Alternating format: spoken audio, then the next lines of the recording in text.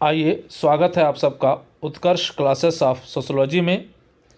आज हम UP PGT important questions का अपना 5वां वीडियो देखेंगे, जिसमें कुल 50 क्वेश्चन आपको दिए जा रहे हैं। अगर वीडियो पसंद आए तो लाइक करिएगा, चैनल को सब्सक्राइब करिएगा। तो आइए शुरुआत करते हैं Utkarsh classes of sociology by Umesh sir.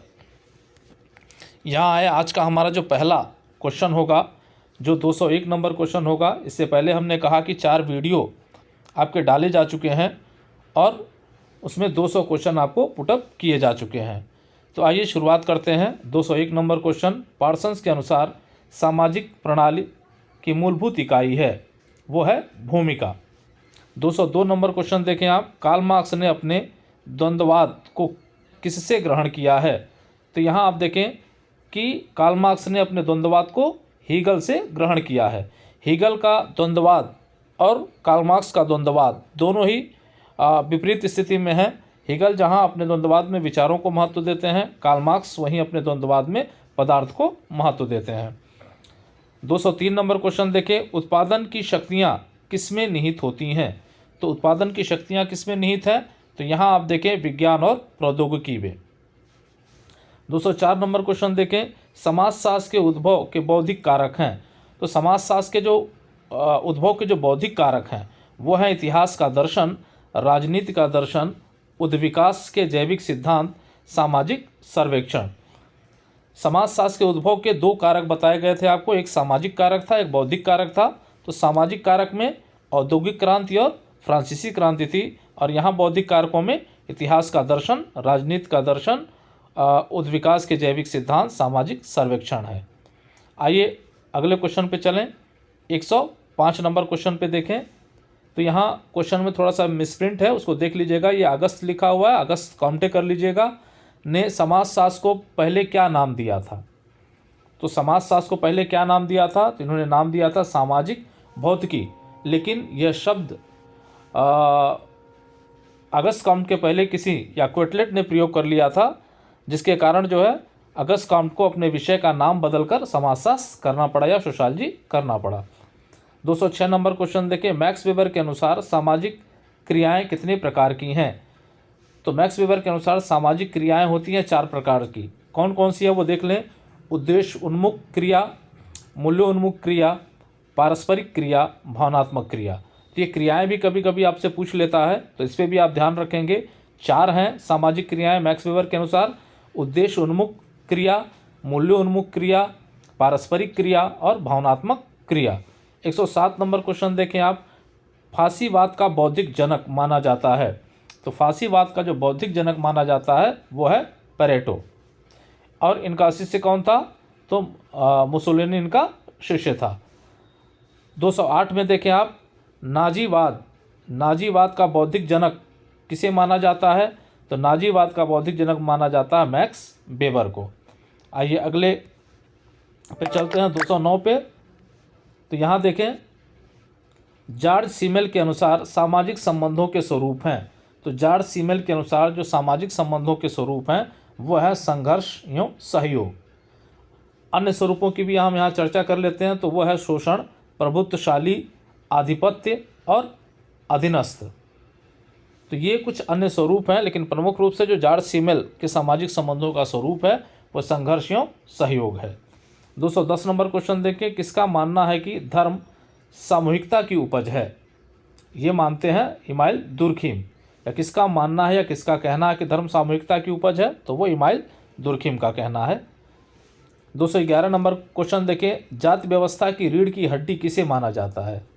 तो ये जाति व्यवस्था की जो रीढ़ की हड्डी है वो अंतः विवाह को माना जाता है। यूँ कह लें कि जो अपनी ही जाति में जो विवाह की परंपरा है वो जाति व्यवस्था का सबसे मजबूत आधार माना जा सकता है। 212 नंबर क्वेश्चन देखिए, किसने कहा सामाजिक परिस्थिति तथा पद में कोई भी परिवर्तन सामाजिक गतिशीलता है? ये सामाजिक गतिशीलता की परिभाषा किसके द्वारा दी गई है? तो वो दी गई है बोगार्डस के द्वारा, कि भाई जब सामाजिक परिस्थिति तथा पद में कोई परिवर्तन आता है तो वो सामाजिक गतिशीलता होती है। आइए अगले पे चलते हैं, 213 नंबर क्वेश्चन पे। तो शक्ति का परिवर्तनशील योग का सिद्धांत किसने दिया है? शक्ति का परिवर्तनशील योग का सिद्धांत किसने दिया है? तो ये सिद्धांत दिया है पार्सन्स ने। 214 नंबर देखें क्वेश्चन, समाजशास्त्र में अद्यतन सिद्धांत माना जाता है। तो समाजशास्त्र में जो अद्यतन सिद्धांत माना जाता है वो है दुर्खिम का आत्महत्या का सिद्धांत। 215 नंबर क्वेश्चन देखें, किसने कहा समाजशास्त्र विशुद्ध सामाजिक भौतिकी है? समाजशास्त्र विशुद्ध सामाजिक भौतिकी कहने वाला कौन है? तो वो है अगस्त कॉम्टे। 216 नंबर क्वेश्चन देखें आप, तो भारतीय सामाजिक स्तरीकरण के अध्ययन के लिए ड्यूमा द्वारा किस पद्धति का प्रयोग किया गया था? भारतीय सामाजिक स्तरीकरण का जो अध्ययन किया है ड्यूमा ने, तो उस अध्ययन में किस पद्धति का प्रयोग किया था? तो किया था संरचनात्मक पद्धति का प्रयोग किया गया था ड्यूमा के द्वारा। आइए आगे देखें 217 नंबर क्वेश्चन, तो संस्कृति को प्रकट, ओवरेट एवं अप्रकट, कवरेट प्रकार का उल्लेख किसने किया है? तो संस्कृत के दो प्रकारों का उल्लेख प्रकट और अप्रकट प्रकार कभी पूछता है, कभी ओवरेट और कवरेट पूछ लेता है। तो किसने किया है? तो ये किया है क्लूखोन ने। महत्वपूर्ण है, देखिएगा इसको। 218 नंबर क्वेश्चन देखें, मैक्स वेबर को आदर्श प्रारूप की अवधारणा किस विचारक से प्रभावित है? मैक्स वेबर की जो आदर्श प्रारूप की अवधारणा है वो किस विचारक से प्रभावित है? तो प्रभावित है Immanuel can't say. Immanuel can't say जो है वो प्रभावित है। 219 नंबर क्वेश्चन देखें, किसने कहा संस्कृति सभ्यता का वाहक है? महत्वपूर्ण है, कई बार परीक्षाओं में पूछा जा चुका है। ये कहा था मैकाइवर और पेज कहने जा रहा था मैं, मैकाइवर ने किया है। चलिए 220 नंबर क्वेश्चन देखें, अपेक्षाओं के अनुरूप भूमिकाओं का पालन ना करने को क्या कहते हैं?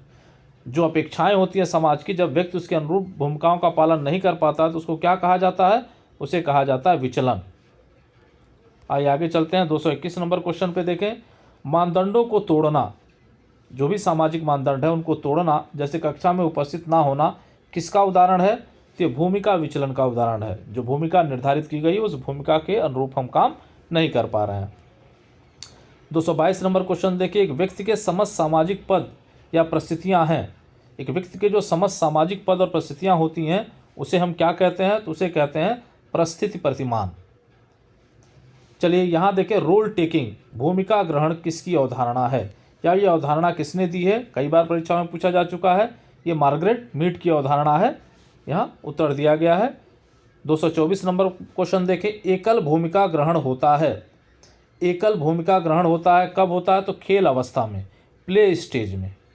खेल अवस्था या प्ले स्टेज में कह सकते हैं हम कि एकल भूमिका का ग्रहण वहाँ पे किया जाता है। इसकी चर्चा पिछले वीडियो में हम लोग कर चुके हैं, खेल अवस्था और क्रीड़ा अवस्था की, तो उसमें देख सकते हैं आप। अब आए देखें 225, बहुभूमिका ग्रहण होता है। तो बहुभूमिका ग्रहण कब होता है? तो क्रीड़ा अवस्था में होता है, गेम स्टेज में होता है। बहुभूमिका ग्रहण की प्रक्रिया क्रीड़ा अवस्था में चलती है, गेम अवस्था में ये चलती है। चलिए आइए यहाँ आप देख लें, प्ले और गेम में अंतर है। प्ले में कोई बंदिश, कोई नियम काम नहीं करता, बल्कि व्यक्ति अपने सुविधा अनुसार आनंद की अनुभूति कर सकता है। लेकिन क्रीड़ा में नियम और कानून होते हैं जिसके तहत ही व्यक्ति को कार्य करना पड़ता है। तो ये दोनों में अंतर है, देख लीजिएगा। मुख्य परिस्थिति की स्टेटस एवं मुख्य भूमिका की रोल की अवधारणा किसने दी है? तो ये दिया है E.T. हीलर ने।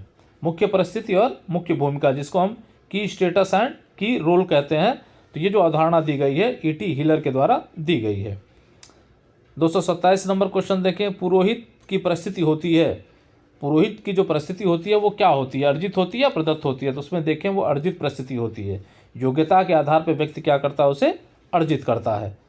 228 नंबर क्वेश्चन देखें, जर्मन आइडियोलॉजी पुस्तक के लेखक हैं। तो जर्मन आइडियोलॉजी पुस्तक के लेखक हैं कार्ल मार्क्स। महत्वपूर्ण पुस्तक है, कई बार पूछी जा चुकी है।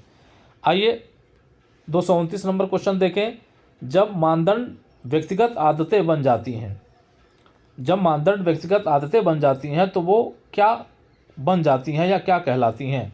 तो उसे कहा जाता है लोकाचार। इसका मतलब कि जब किसी व्यक्ति की आदतें सामाजिक मानदंड बन जाता है तो हम उसको लोकाचार कहते हैं। 230 नंबर देखें, किसने सरकार को संस्था तथा राज्य को महान समिति माना है? अब किसने सरकार को क्या माना है? संस्था माना है, और राज्य को एक महान समिति माना है। ये माना है मैकाइवर एवं पेज ने। 231 नंबर क्वेश्चन देखिए, वे मानदंड जो पीढ़ी दर पीढ़ी हस्तांतरित होते रहते हैं उन्हें कहा जाता है। कोई भी सामाजिक मानदंड जो पीढ़ी दर पीढ़ी हस्तांतरित हो रहा है उसे क्या कहा जाता है? तो वो कहा जाता है प्रथा। आइए अगले पे चलते हैं। तो यहाँ देखिए 232 नंबर क्वेश्चन, सामाजिक आधार अर्थात आर्थिक आय, राजनीतिक शक्ति, सामाजिक स्थिति आदि पर आधारित असमानता को कहते हैं। इसे कहा जाता है स्तरीकरण। विभेदीकरण क्या है कि जैविक आधार पर, जब लिंग के आधार पर, आयु के आधार पर जब हम बंटवारा करते हैं तो उसे कहा जाता है विभेदीकरण। लेकिन यहाँ पे जब हम आर्थिक आय के आधार पे, राजनीतिक शक्ति के आधार पे, सामाजिक स्थिति के आधार पर कोई बंटवारा करते हैं तो उसे कहा जाता है स्तरीकरण। 233 देखें, स्तरीकरण का प्रकारवादी सिद्धांत किसने दिया? कई बार परीक्षाओं में ये पूछा जा चुका है, तो दिया है किंग्सले डेविस ने। अब यहाँ देखें, सोशल चेंज पुस्तक के लेखक कौन है? तो सोशल चेंज पुस्तक के लेखक हैं W.E. मूर। 235 देखें, जब दूसरी पीढ़ी पुरानी पीढ़ी की तुलना में भिन्न स्तरीय व्यवसाय अपनाती है तो इसे कहते हैं अंतर पीढ़ी गतिशीलता। अंतर पीढ़ी गतिशीलता, जब एक पीढ़ी क्या करती है, पुरानी पीढ़ी के व्यवसाय को छोड़कर कोई दूसरा व्यवसाय या किसी दूसरी जाति का व्यवसाय ग्रहण कर लेती है तो उसे अंतर पीढ़ी गतिशीलता कहते हैं। चलिए आगे देखें।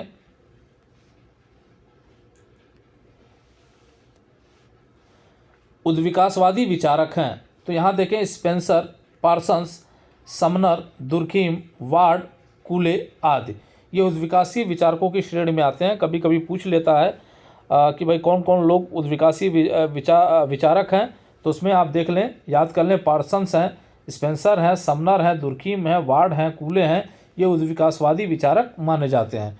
237 नंबर क्वेश्चन देखें, रेखीय सिद्धांत के समर्थक हैं, तो रेखीय सिद्धांत के समर्थक कौन है? तो वह हैं कार्ल मार्क्स हैं, अगस्त कॉम्टे हैं, स्पेंसर हैं, दुर्खीम हैं, बेबलिन हैं, हाबहाउस हैं, पार्सन्स हैं, निमकॉफ हैं और मार्गन हैं। ये लोग जो रेखीय सिद्धांत के समर्थक हैं, ये अक्सर पूछ लेता है परीक्षाओं में कि भाई रेखीय सिद्धांत का समर्थक कौन है, या कौन सा समूह रेखीय सिद्धांत का समर्थन करता है, कौन सा चक्रीय सिद्धांत का समर्थन करता है। तो ये विशेष तौर पे हर परीक्षा में पूछा जाता है, तो आप इस पे ध्यान रखेंगे। 237 नंबर क्वेश्चन पे रखा गया है कि भाई रेखीय सिद्धांत के समर्थक कौन है। फिर उसी के साथ हमने दे रखा है चक्रीय सिद्धांत के समर्थक कौन है, तो पेरेटो का नाम आता है, स्पेंगलर का नाम आता है, सोरोकिन का नाम आता है, टैनबी का नाम आता है। ये जो चक्रीय सिद्धांत के प्रवर्तक कहलाते हैं। 239 नंबर क्वेश्चन देखें, बहुउद्देशीय उद्विकासवादी किसे माना जाता है? तो बहुउद्देशीय विकासवादी जो है वो पार्सन्स को माना जाता है। तो ये इसका उत्तर हो गया। आइए देखें 140 नंबर क्वेश्चन को, एशियाटिक उत्पादन पद्धति का उल्लेख किसने किया है? तो एशियाटिक उत्पादन पद्धति का प्रयोग किया गया है कार्ल मार्क्स के द्वारा। 241 नंबर क्वेश्चन देखें, संगीत का प्रथम समाजशास्त्री किसे माना जाता है? ये क्वेश्चन कई बार पूछा जा चुका है कि भाई संगीत का प्रथम समाजशास्त्री किसे माना जाता है, तो वह है Max Weber. 242 the Decline of the West पुस्तक के लेखक हैं। The Decline of the West पुस्तक के लेखक कौन है? तो वो है स्पेंगलर, कई बार पूछा जा चुका है, ध्यान दीजिएगा। 243 नंबर क्वेश्चन देखें, सामाजिक परिवर्तन का जीवन चक्रीय सिद्धांत किसने प्रस्तुत किया है? सामाजिक परिवर्तन का जीवन चक्रीय सिद्धांत से प्रस्तुत किया गया है स्पेंगलर के द्वारा, देख लीजिएगा इसको। आगे आए, यहाँ देखें 244 नंबर क्वेश्चन, मुख्य धारा के विकल्प के रूप में विकसित संस्कृति कहलाती है। जो मुख्य धारा है या मुख्य संस्कृति है उसके विकल्प के रूप में जो संस्कृति विकसित होती है उसको क्या कहते हैं? उसको कहते हैं प्रति संस्कृत या काउंटर कल्चर कहते हैं। 245 देखें, सामाजिक परिवर्तन का अंतर्निहित सिद्धांत किसने दिया है? तो वो दिया है सोरोकिन ने। भाई सामाजिक परिवर्तन का अंतर्निहित सिद्धांत, सामाजिक परिवर्तन का सीमा सिद्धांत, तो ये सिद्धांत सोरोकिन का ही सिद्धांत है। 246 नंबर देखें, social change in modern India पुस्तक के लेखक कौन है? तो इसके लेखक हैं एम श्रीनिवास, कई बार पूछा जा चुका है। पुस्तक का नाम क्या है? Social change in modern India, लेखक हैं एम श्रीनिवास।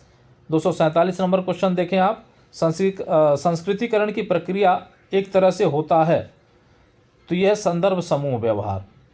जो संस्कृतिकरण की प्रक्रिया है वो एक तरह से संदर्भ समूह व्यवहार है। आइए देखें 149 नंबर क्वेश्चन देखें। अंतः समूह की एक प्रमुख विशेषता होती है, तो अंतः समूह की जो प्रमुख विशेषता होती है वो है निर्जाति केंद्रता। निर्जाति केंद्रता। 250 नंबर देखें आप। निर्जाति केंद्रता एथनोसेंट्रिज्म की अवधारणा किसके द्वारा दी गई है, तो ये अवधारणा दी गई है समनर के द्वारा। ये भी कई बार पूछा जा चुका है परीक्षाओं में। यहाँ 251 नंबर क्वेश्चन आप देखें, बीच में एक क्वेश्चन छूट गया है तो उसकी भरपाई यहाँ देख लें 50 क्वेश्चन में। परिवार की उत्पत्ति का यौन साम्यवाद का सिद्धांत किसने दिया है?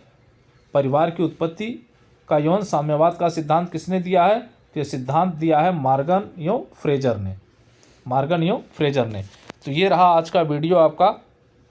उम्मीद करते हैं कि आपके लिए उपयोगी साबित होगा। वीडियो अगर पसंद आया होगा तो लाइक करिएगा और चैनल को सब्सक्राइब करिएगा, ताकि आने वाला वीडियो आपको मिलता रहे। जय हिंद, जय भारत।